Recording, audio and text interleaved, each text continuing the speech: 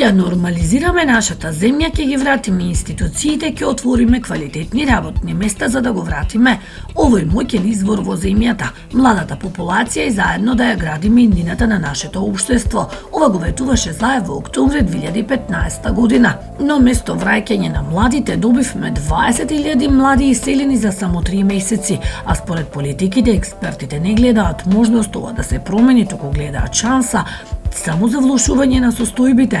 Најавениот живот за младите од премиерот Заев изгледа значи големо иселување на младите од Република Македонија. После првите 100 дена од владата на СДСМ, младите се чувствуваат гневни, измамени и злоупотребени. Лага или вистина? Дали ја прочитавте оваа вест на интернет или на социјалните медиуми? Не. Па искрено да ви кажам, оваа вест досега не ја имав слушнато.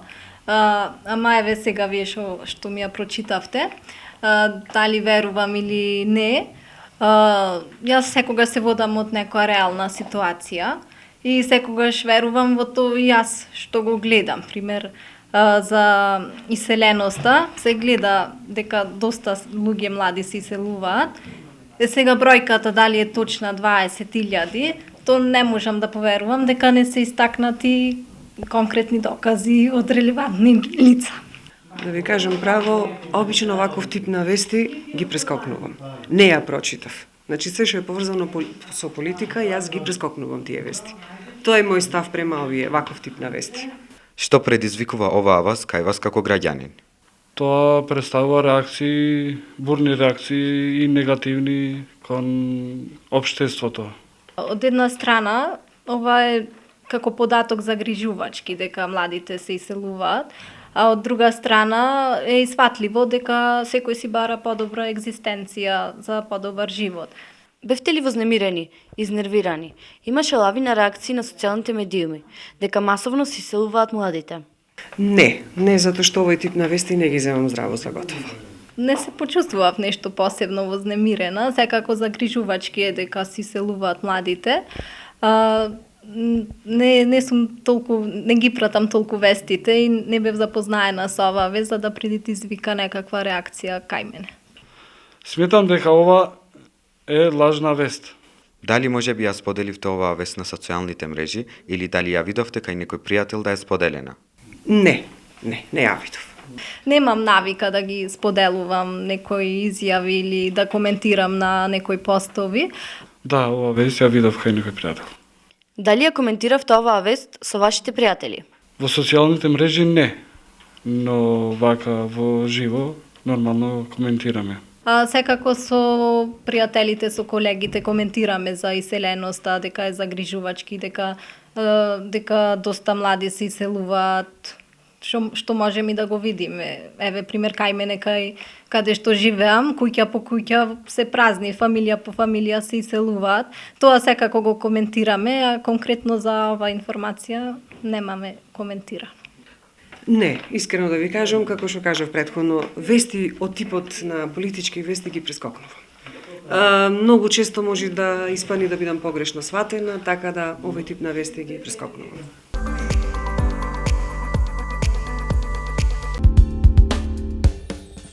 Медиумски писмен граѓанин секогаш ја проверува информацијата и ги препознава манипулациите од секаков вид со слика, видео, звук, користејќи ги алатките со кои може да ја провери автентичноста на фотографиите и снимките. Сензационалистички и манипулативни наслови, подметнати фотографии и видеа кои немаат никаква врска со конкретен настан или информација, креирани фото, аудио и видео материјали. Сето тоа се користи за манипулација на публиката, за поголема читаност, гледаност или други интереси. Види фраер, проверувајте содржините како медиумски детективи. Не споделува или коментирај само врз основа на наслов или фотографија. Читај го текстот, провери ја информацијата, провери ги фотографијата или видеото со кој е пропратен текстот. Дали гледате или читате вести?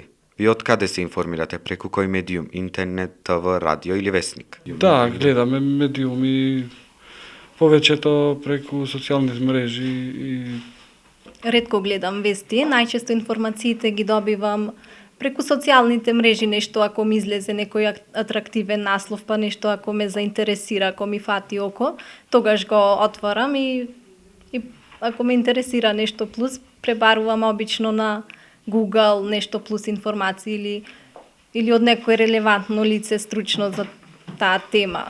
Гледам и телевизија, слушам и радио, интернет портали. Што најмногу ве интересира? Мода, музика, спорт, култура, економија или политика? Спорт. Ме привлекуваат теми во врска со мода, со спорт, со култура, со музика. Најчесто тоа пратам. Политика малце помалку. Политика и економија ќе ги прескокнеме и останува останатото. Мода, музика, култура. Во која област има најмногу лажни вести? Политика. Најмногу лажни вести, мислам дека има во врска со политиката, заради собирање на политички поени, или во музиката, во шоу бизнисот, за собирање, за популарно стекнување врз некој скандал или нешто. Политика и економија. На кои медиуми најмногу верувате и зошто? Ретки се тие медиуми што можам да им верувам. Најмногу по мое верувам на Канал 5, например, еве ќе го издвојам, затоа што се покажало дека со некое минато искуство, пример, што кажале некоја вест, па се потврдило и со текот на времето дека вистина е тоа, затоа може. Искрено не ги земам здраво за готово. Значи, ги слушам, ги пратам, ама не ги земам здраво за готово сите вести што ги пласираат. Така да не можам да кажам дека 100% им верувам на медиумите. Постојат ли медиуми кои денеска достоинствено се извршуваат нивната професија? Имат, но ретки се.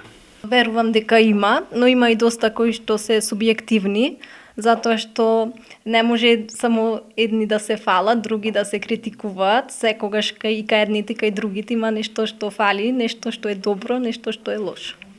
Би рекла многу малку, доколку ги има тие се многу малку.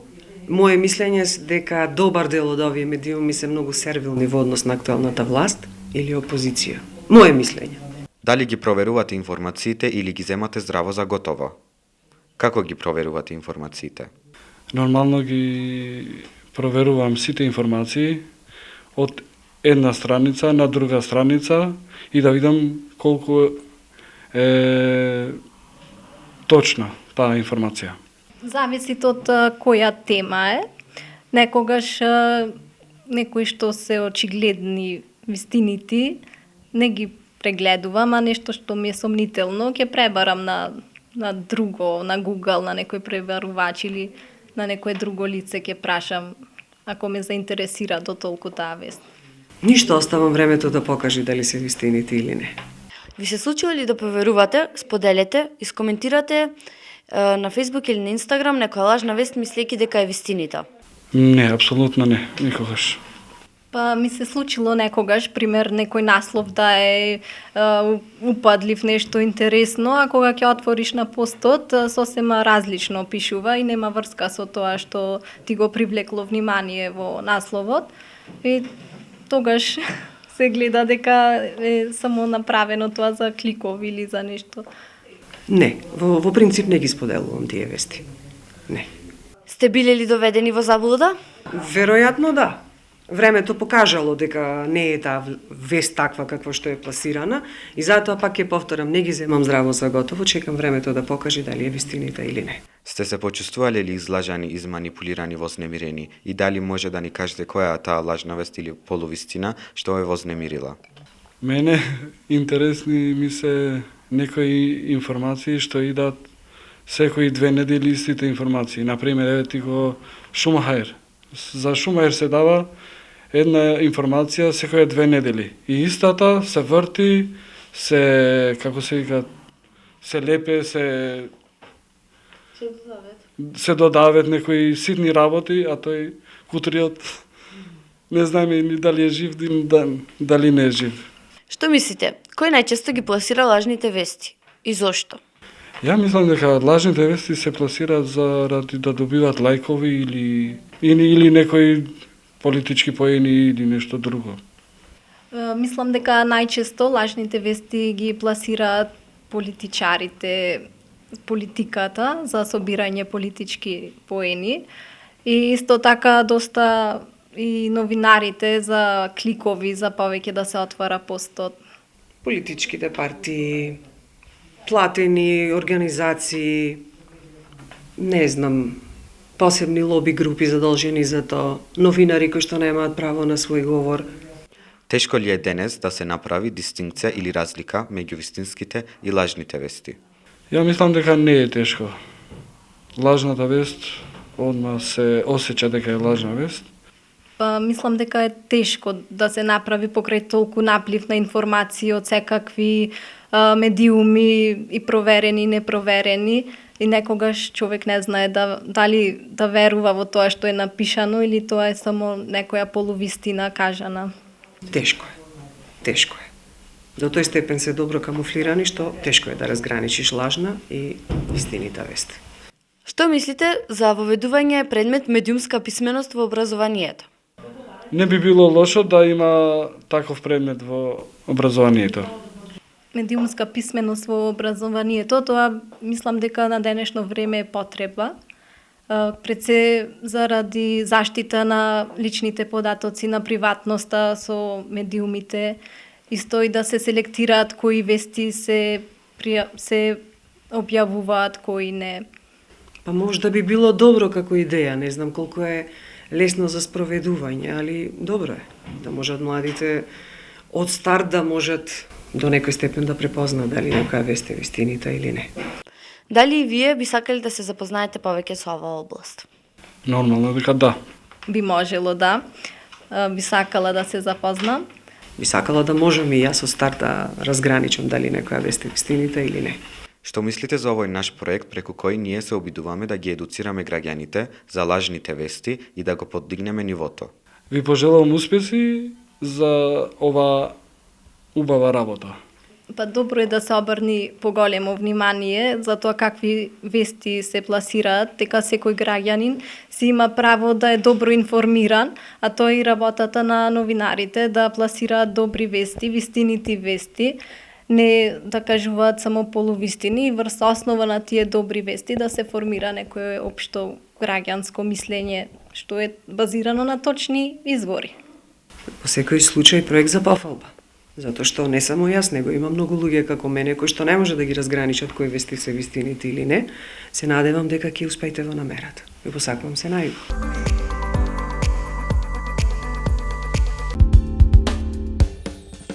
Медиумски писмен граѓанин секогаш ја проверува информацијата и ги препознава манипулациите од секаков вид со слика, видео, звук, користејќи ги алатките со кои може да ја провери автентичноста на фотографиите и снимките. Сензационалистички и манипулативни наслови, подметнати фотографии и видеа кои немаат никаква врска со конкретен настан или информација, креирани фото, аудио и видеоматеријали. Сето тоа се користи за манипулација на публиката, за поголема читаност, гледаност или други интереси. Види фраер, проверувајте содржините како медиумски детективи. Не споделува или коментирај само врз основа на наслов или фотографија. Читај го текстот, провери ја информацијата, провери ги фотографијата или видеото со кој е пропратен текстот. Како и во претходните емисии, така и во ова, интервјуираните граѓани се многу свесни за лажните вести и не веруваат во медиумите, ниту пак им веруваат на новинарите. Паушалните информации и шпекулации не се професионално новинарство. Затоа никогаш не верувајте на оние вести кои што немаат точни бројки од релевантни институции.